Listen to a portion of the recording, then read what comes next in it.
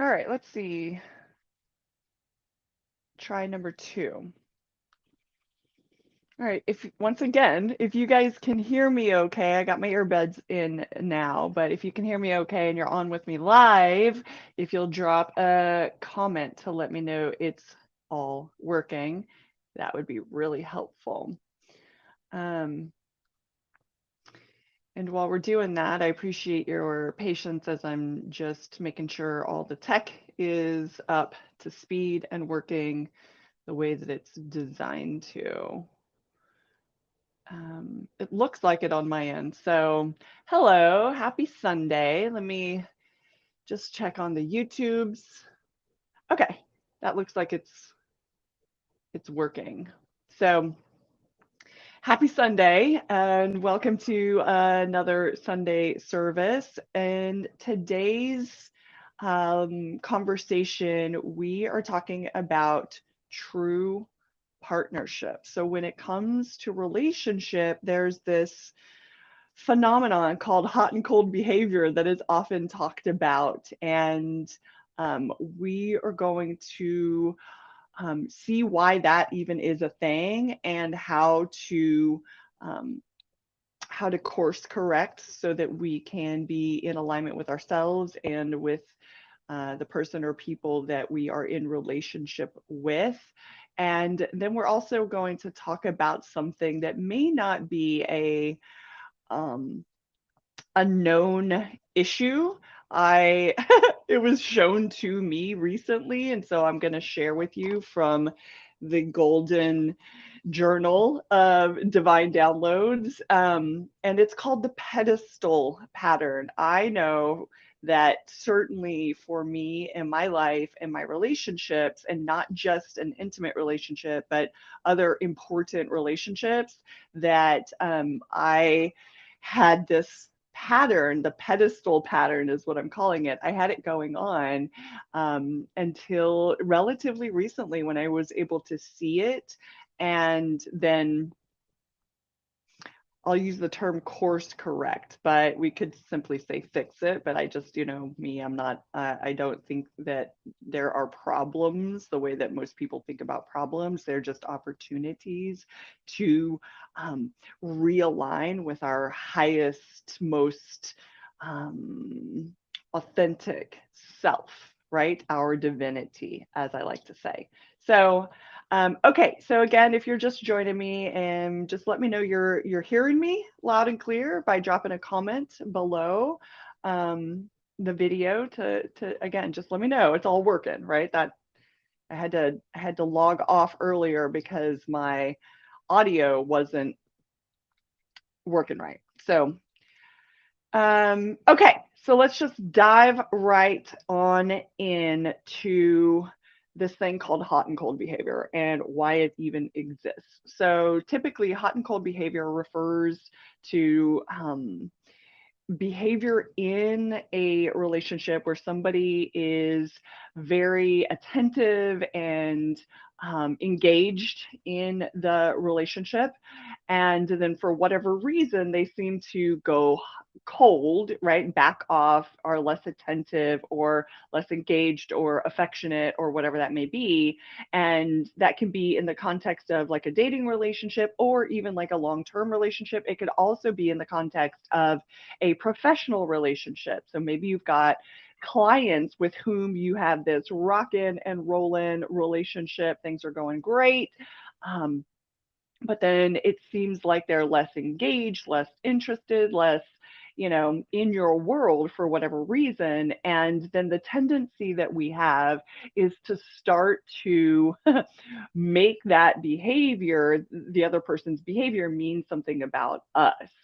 And so this is all really like normal stuff, but when we start to internalize other people's actions or inaction potentially, when we start to internalize it and think about it and come up with reasons why they are behaving that way, and of course, our subconscious, that sneaky motherfucker, can come up with some really nasty things about ourselves, our lack of worth, our lack of, well, worth fundamentally, right?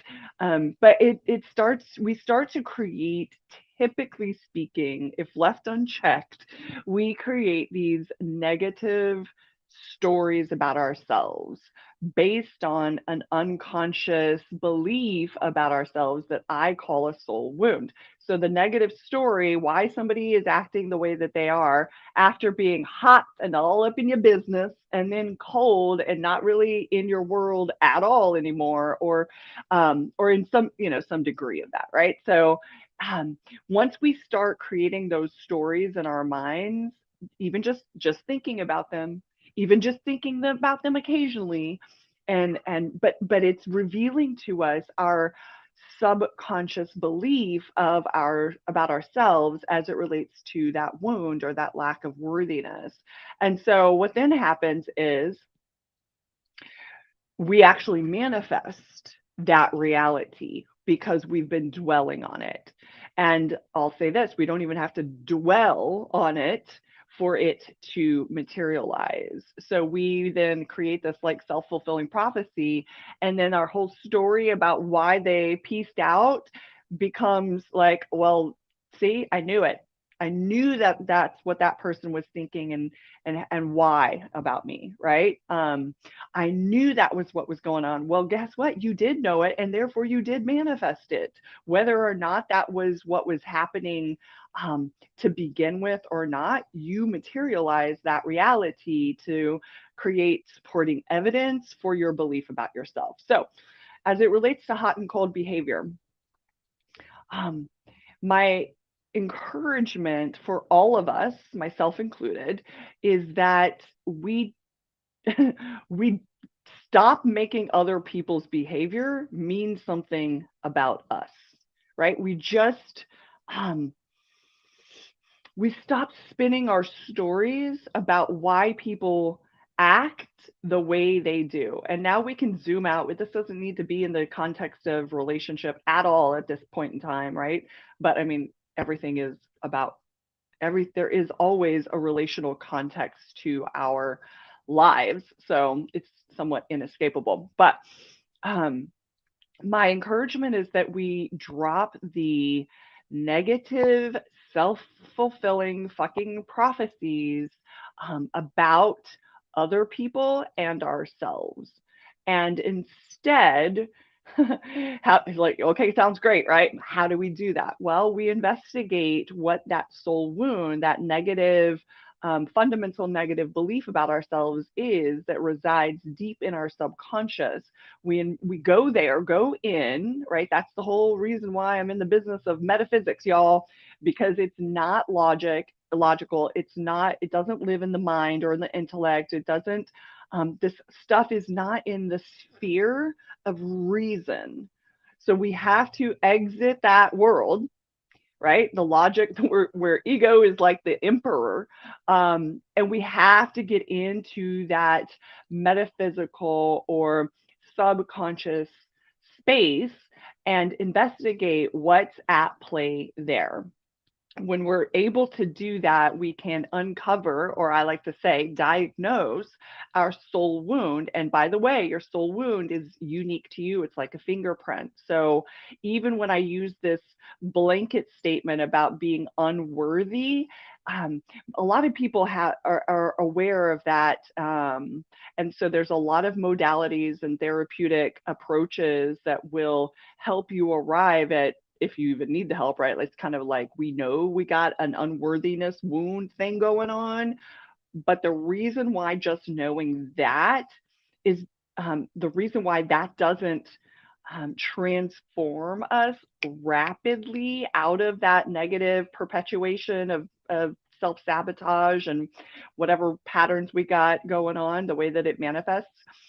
The reason it doesn't work to just know there's some version of unworthiness going on inside of us is because it's not specific enough. It's not, you haven't hit your soul wound, right? Your unique to you, very specific, very cruel, I might add, wound as it relates to unworthiness. So That's why I talk about diagnosing and have created a whole methodology to be able to achieve that. And in my experience with myself, many, many years of doing self-improvement work and all the things, right? And working with some phenomenal guides and coaches and things. But until I got to that very specific to me soul wound, the like I would feel temporarily better for having some understanding and some compassion for this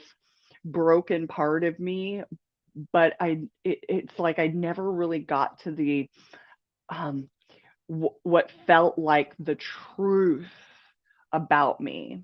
Like like feeling or using the term unworthy is just too general. So in other words, it stays in the realm of our logical mind. Like we're like, yeah, yeah, yeah, and then we try to logic and reason our way out of it, and it doesn't work because we got to get into the subconscious. We got to get to the seeming truth of like who we think we are, and it doesn't live in our minds. It doesn't live in our intellect. Okay, so the hot and cold behavior again, if we can recognize that somebody else's actions and behavior have nothing to do with us. So number one, if we're just like, okay, that person's doing that thing, good or bad or wanted or unwanted. Obviously, I'm talking not about some extreme scenario shit here, y'all. I never talk about extreme scenarios like abuse or neglect or any of those like very um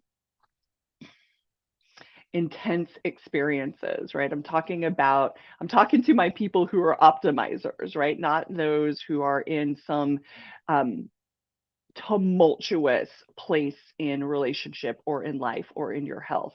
So just so you know, a little reminder.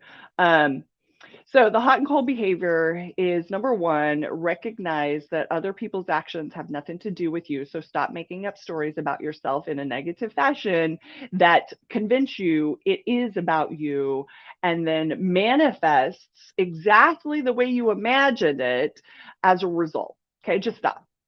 Okay, just let people do what people are doing. Have so much going on in your own life and your own world that you're not bothered if there's a fluctuation in how people are showing up in your world. And also have the confidence and the self assurance to also communicate and articulate what you're thinking and feeling, but um, not but and catch yourself if your soul wound is putting you in a state or a place of powerlessness, of unworthiness, where you feel like you have to go and earn somebody's attention. Okay, we're going to talk more about that in just a minute when I tell you about breaking the pedestal pattern. But just check yourself when you notice if you notice somebody isn't as attentive to you. Again, intimate relationship, professional relationship, family, children, like whatever, right? Like if you notice that there's a fluctuation and you feel some kind of way about it, first check yourself. Is my wound acting up right now? Am I triggered? Do I feel like I am not as important or significant or loved in their eyes? And if that's what you got going on, well, you might benefit from doing some soul wound work. And if you're interested in doing that work with me, just leave a comment, send me a message, and I'll connect with you. But if that's what you got going on, number one, don't let your wound sabotage an otherwise benign situation, right? So check yourself. And also communicate what you're thinking, what you're feeling, and be honest with yourself and anybody else that's involved in that relationship. Okay. So when we do that, then what we do is we create space for ourselves and for other people to, who knows what. process their shit they got going on, something that you may not be at all aware of.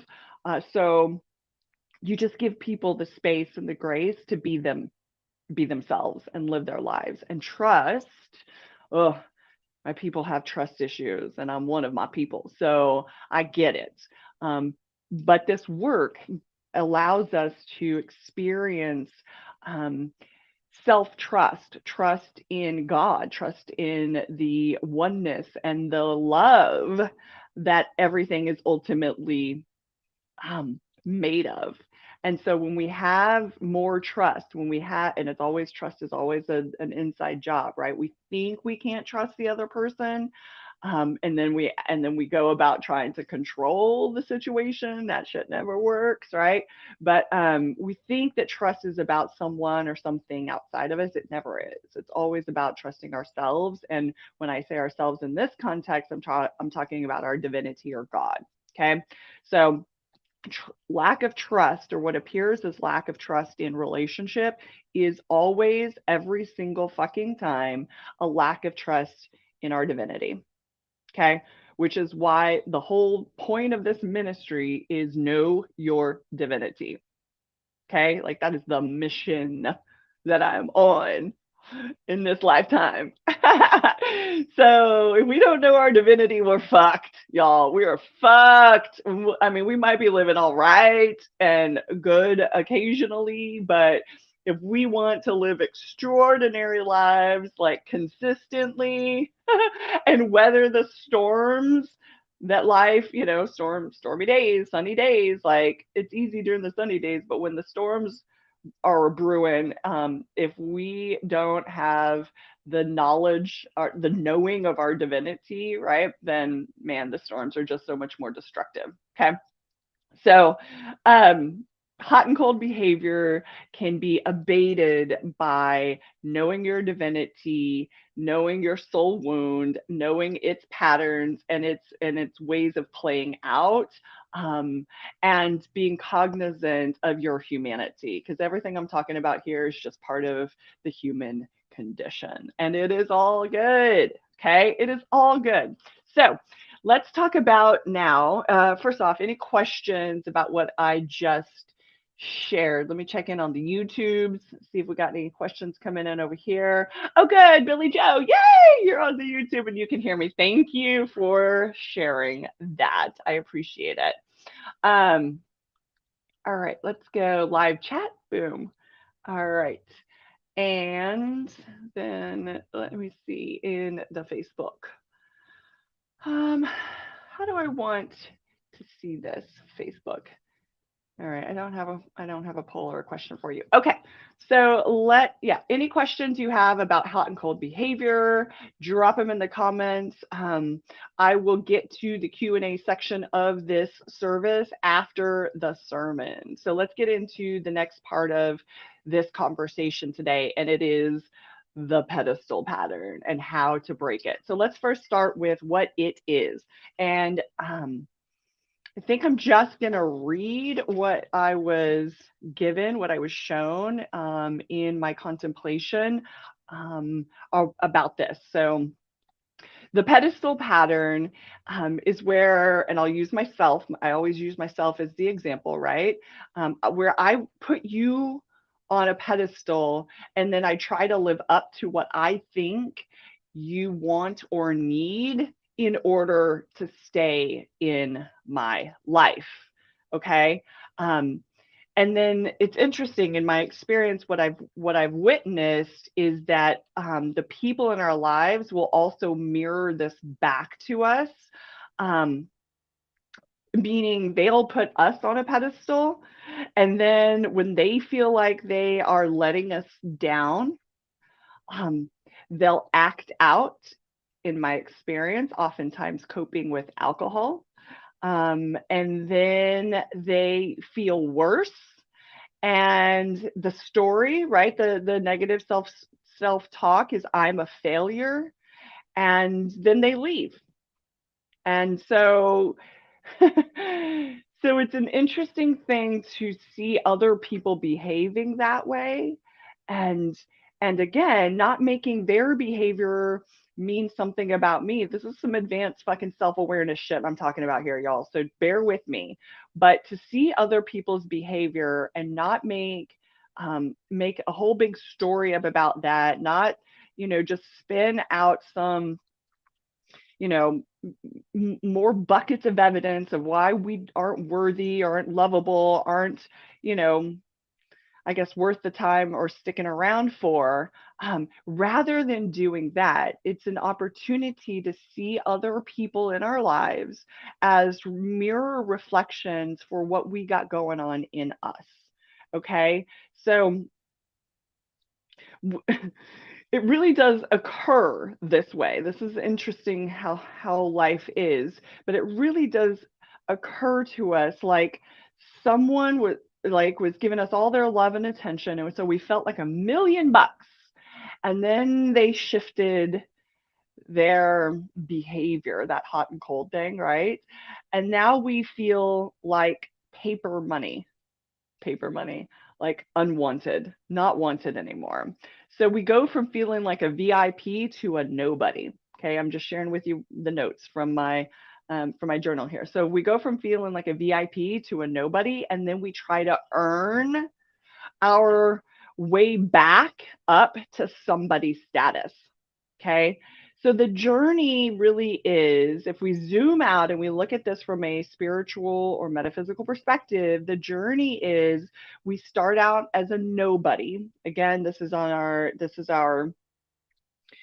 self-interpretation at a subconscious level. I'm nobody, and then somebody in our lives showers us with love and affection and attention. Again, it doesn't have to be intimate relationship. It could be a client or a company is like, oh my God, we want to hire you. You're amazing. But then like you're getting disrespected, you're getting dismissed, or whatever might be going on. That's another example of how this could show up. But we go from being a nobody to being a somebody to then being a nobody again in this pattern, the pedestal pattern.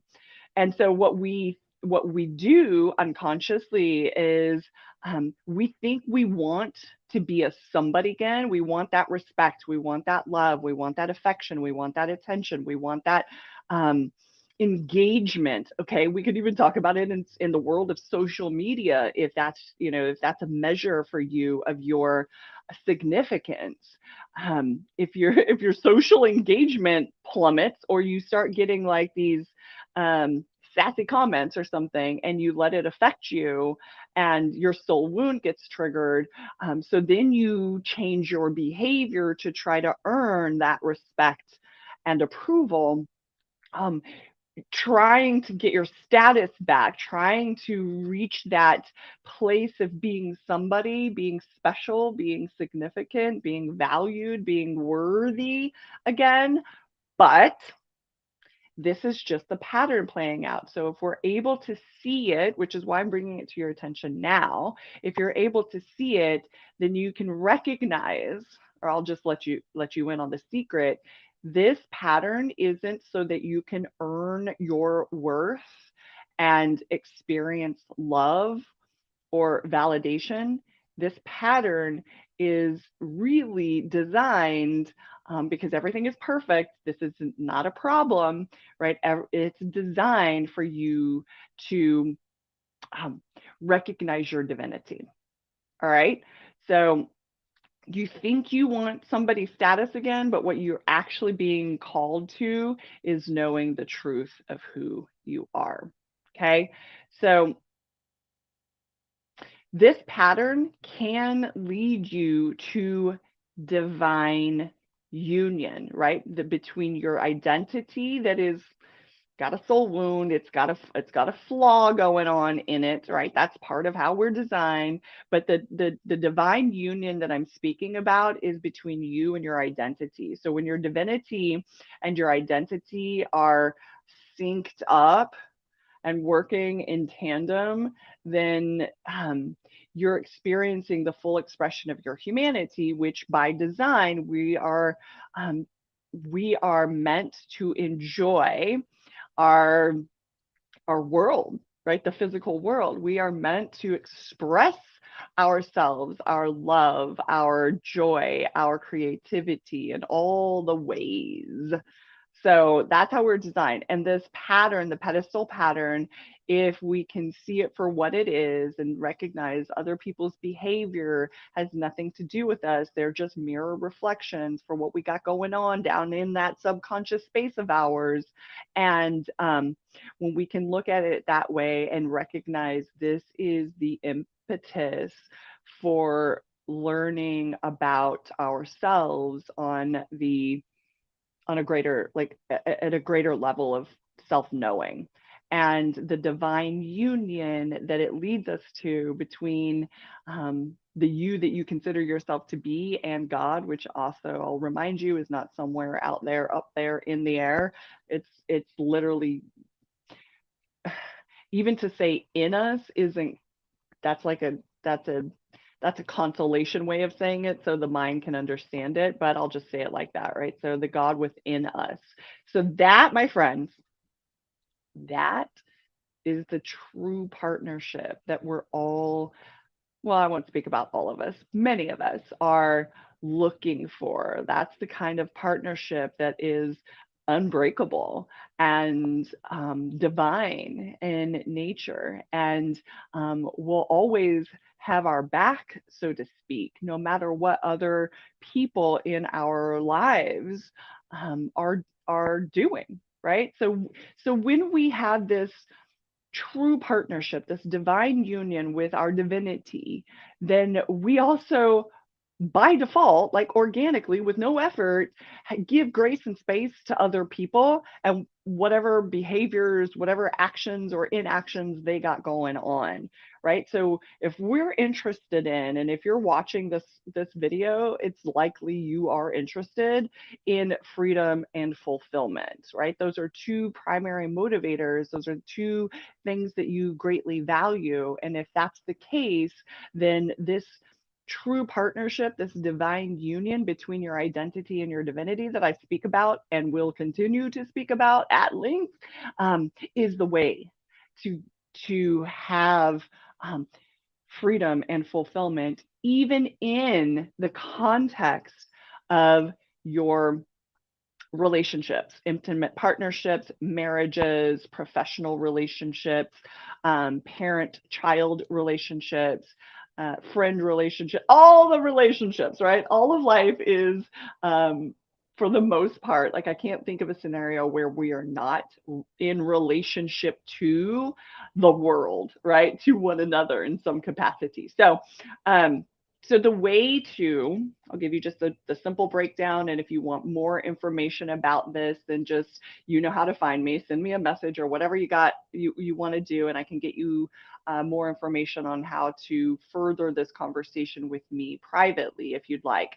But the way to this divine union, right? That identity and divinity hooking up and working together so that you can create the way you were designed, whatever it is that you desire in your life and in your world and in your relationship, if that's where you're at. The way to this divine union is, number one, know your divinity. Number two, heal your identity, right? That soul wound that I talk about. Just knowing what it is not quite enough. We also have to heal it, but people think it's a hard, you know, years, if not decades long process, and it's not. It literally happens in an instant, with someone who knows how to do that magic. But know your divinity, heal your identity, and then the third piece of that puzzle, because once you get there, you've won. Freedom and fulfillment are yours. Now, can you maintain that 100% of the time right away? No, right? No, it's probably something all new to you, and you've probably got a lot of environments that you're in that don't see you that way, that don't support you in your fullest self-expression, your highest self-expression. So then being a part of a community, which is why I created a mastermind. But being a part of a community can help you to integrate this newly activated, I don't know why I keep doing this, but I like that. This newly activated self that is a divine creator. Being in a community of other people who see themselves that way and can, and therefore can see you that way and support you in being that and manifesting whatever the fuck you want is super duper important. Okay. But once you get your divinity and you've healed your identity, that is like you won. Okay. And you might find yourself like, okay, well, now what? Right. The answer is whatever the fuck you want. And that is an amazing place to be, because then we are no longer trying to solve the problems that sustain a normal life. We are now elevated beyond the problem solving, living like normal people, reality. And we are into pure fucking creation, and creating from a place of already being fulfilled, already being free, is a whole new way of creating our reality. And you guys know what I mean when I say create your reality, right? If not, be sure to ask me a question about that. I'm just assuming that you know what I mean when I say creating your reality. All right, so let's see. All right, Billy Joe, I thank you. You're on the Facebooks too. I greatly appreciate you, girl. And Todd is here. I appreciate you guys all for being here. So now, if you would like, we can move into some questions about the pedestal pattern, right? About other people reflecting, simply reflecting to you what you got going on in you. So their behavior is actually not, um, they're not necessarily reacting to you, they're reflecting you. So, and I know that can be a little bit of a mind fuck. So, if you want me to break it down, I'm happy to do that for you on this live. The other thing, the hot and cold behavior, again, it looks like this is how our paradigm, our materialist, other, or separate worldview tends to have us seeing and behaving and thinking in the world. So it's real easy to look at what somebody else is doing or not doing and be like, that's why I feel this way. When in fact, that's not actually what's happening. Okay. So that may be a little, I know I'm speaking very high level. I'm not getting into details, but that's where the question, the Q&A can come from. Let me check in over here. All right. So any questions about the pedestal pattern? I think I'm going to write a book about that, y'all, because I recognize that this is certainly the number one pattern that has played out in my life. And thank God I was shown what was really happening there. But it's also the thing, the thing that's very generic. It's also the gift of experience that I can see can be the catalyst, the tipping point, if you will, for those of us that are really interested only in extraordinary relationships in our lives and our businesses and our families and so on. So that and I've never seen it talked about. So hello, let's write a new book about it. But yeah, so if you have any questions about that, it would be helpful to know what your questions about the pedestal pattern might be. And this whole idea from feeling like $1,000,000 because we're getting all the love and attention to that, then something shifting in how somebody is being with us to then making us feel like a nobody, right? And then the pattern of like trying to earn somebody's approval or love, like that whole pattern is just a fuck, dude. It's just whew, exhausting. Okay. But once we're able to see it and recognize we've created it all, then we can start to recreate something more productive and aligned. All right. Okay. So any questions? I don't see any coming in at the moment. But feel free, even if you're not on today's live, to put a question in the comments or send me a private message if you prefer that. And I will do my best to answer your question. Um, and it could be about, like, explain to me more about what divine union is, how identity and divinity coming together, like what is that, how does that work, and what is true partnership, and how does that affect my actual partnership. Those are all questions that are welcome in my world. So if you don't have any live questions at the moment, it's all good. We're going to go ahead and now get to, oh, okay, this will be a shorter service too. That's fine.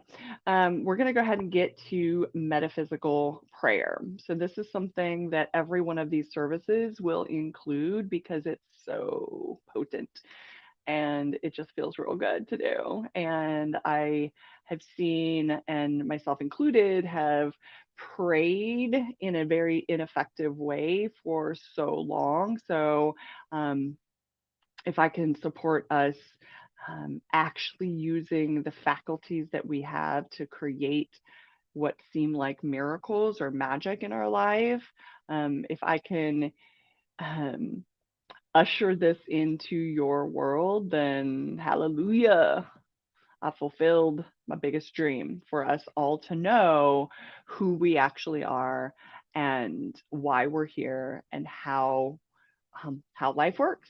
Okay, because when we know those things, um, it's just much more fun, right? There's just much more ease and joy and love and peace in our lives and therefore in the world. And that sounds like a good day to me. All right. So, metaphysical prayer.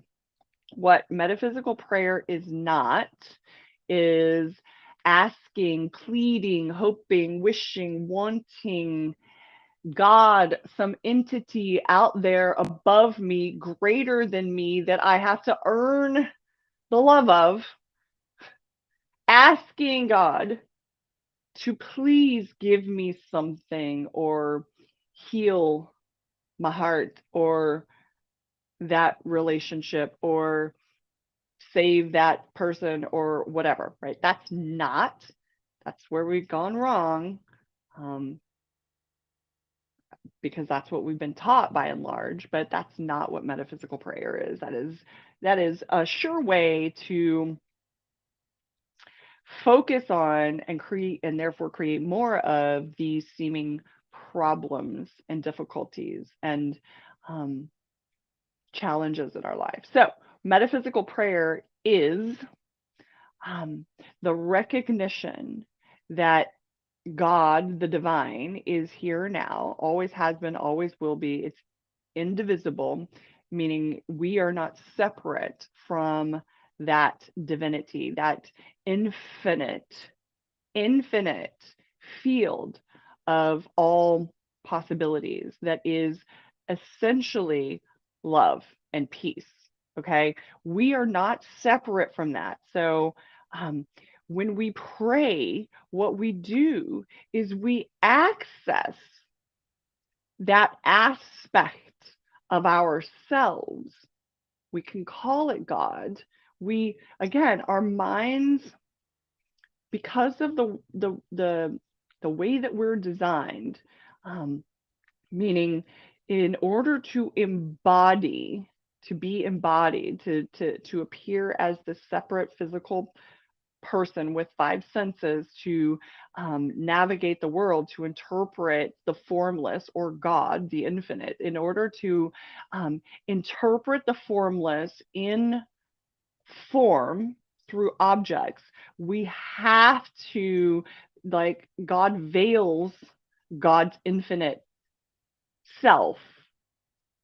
And therefore, we humans, us lucky ones, are imagined and manifested um, in order to experience the infinite, right? Not just what we think is good and loving and peaceful and joyful, but all the shit, y'all. It's all God.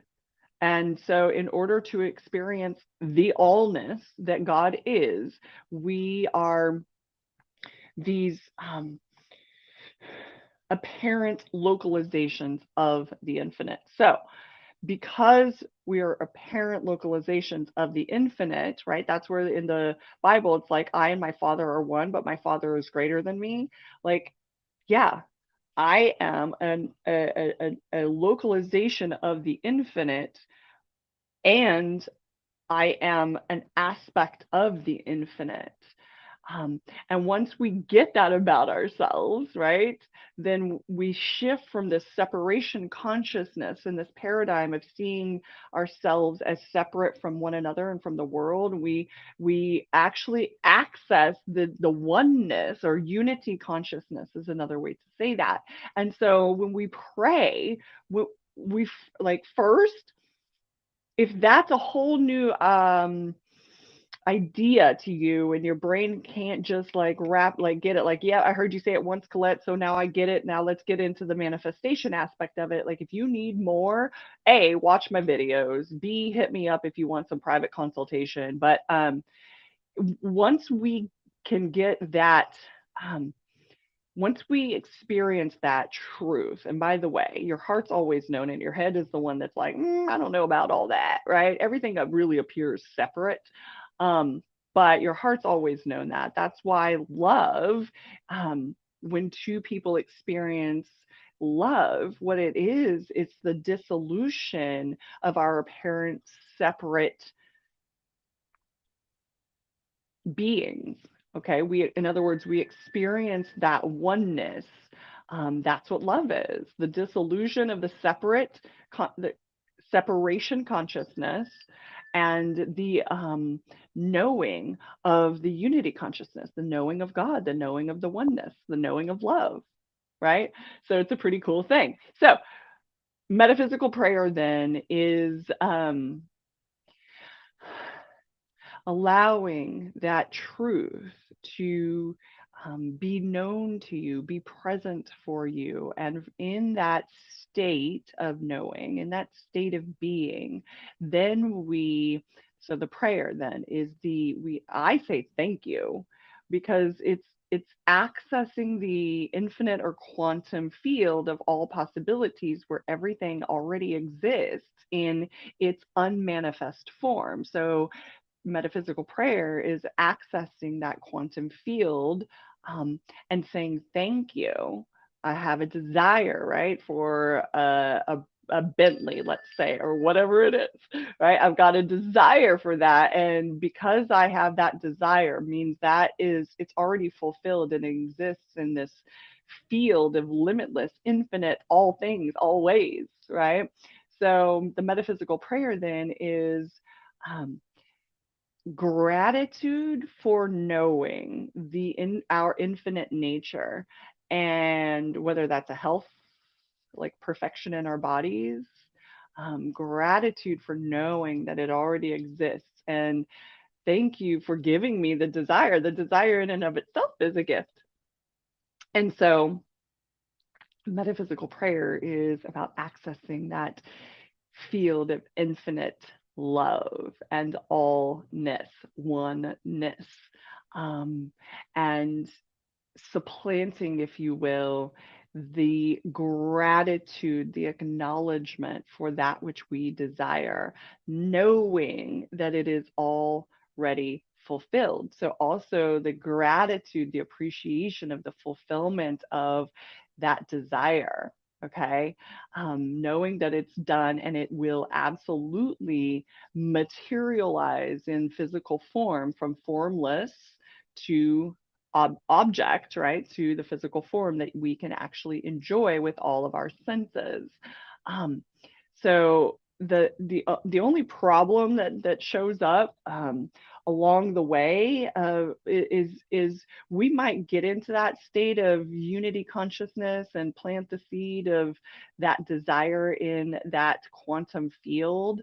Um, But then we like get up from our meditative prayer or metaphysical prayer, and we're right back in the world of separation and that negative fucking self-talk, the where our identity is being driven by the soul wound.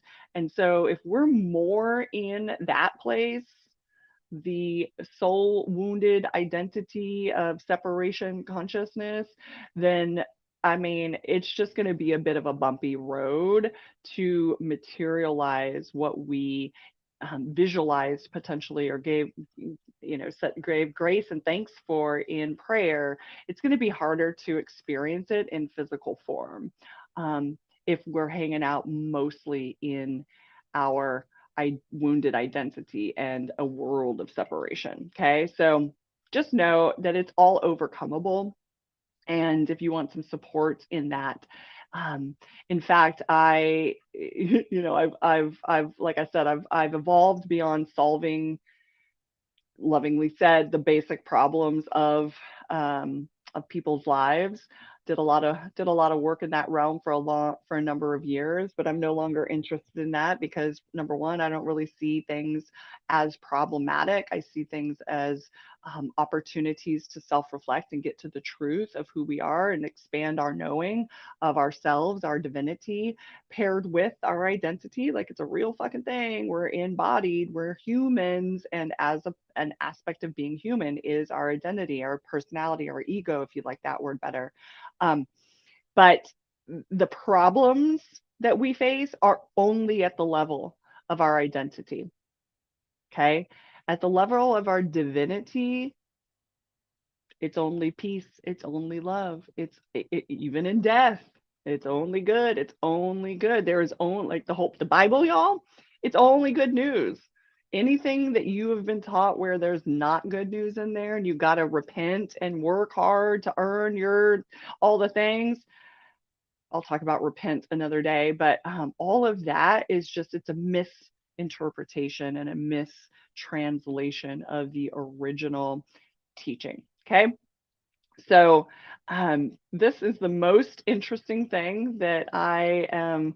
I find this type of self-investigation to be the absolute most interesting thing in the world, because everything in the world is a manifestation or reflection of what I'm talking about here, right? What we got going on inside of us, those two aspects of our humanity, our divinity and our identity, and everything that we experience relationally, professionally, physically, worldly, are all symptoms, if you will, or manifestations of this one truth. So, um, yeah, so if you want to dive into this conversation in a very elevated and productive way, then I have something called a metaphysical mastermind that I am now inviting people to join me again at a very high level. Do not come to me with a bunch of fucking problems to solve. The only problem to solve is overcoming your sense of being separate, and therefore knowing your divinity. Okay, so that's the only problem we're solving in my world. And if that sounds like something you'd like to do, well, then let me know. I got something for you. All right. So now there's someone in my life who is experiencing pain and difficulty in her physical body. And so now I'm actually going to get into an actual metaphysical prayer for her. Um, yeah, so if you want to join me, not necessarily you can join me in terms of praying for this person, and I'm not going to say her name and I'm not going to say what the issue is because then we're focused on something seemingly separate and wrong, and that's just not what we're up to, right? So we're going to get into the oneness, the already healedness, the perfection in our consciousness, in our minds, in our imagination, in our hearts. And if you want to join me in that for her, you're absolutely welcome to do so. Or if there's something going on in your life, in your body, in your world, or somebody that you care about, well, then now would be a wonderful time to pray. the right way. All right. So I just take a few deep breaths and settle my awareness.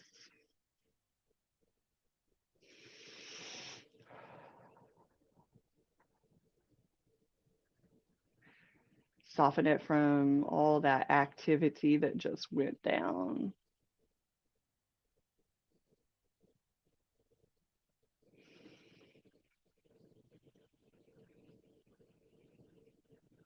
Allowing peace, um, allowing myself to experience peace.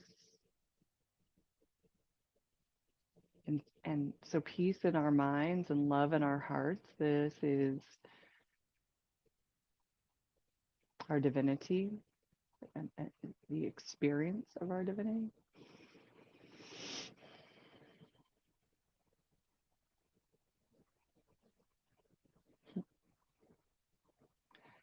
And thank you for hmm, the ease and relief and restoration in the mind and the heart and in the jaw.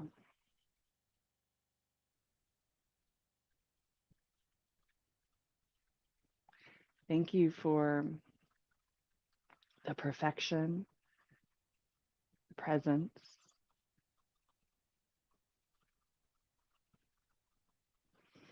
the knowing it's always has been, always will be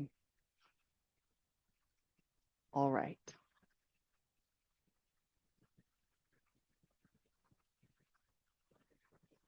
It now is all right and getting better.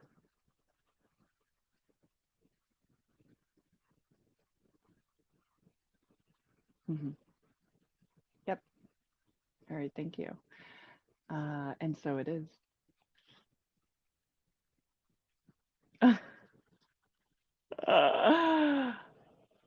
Okay.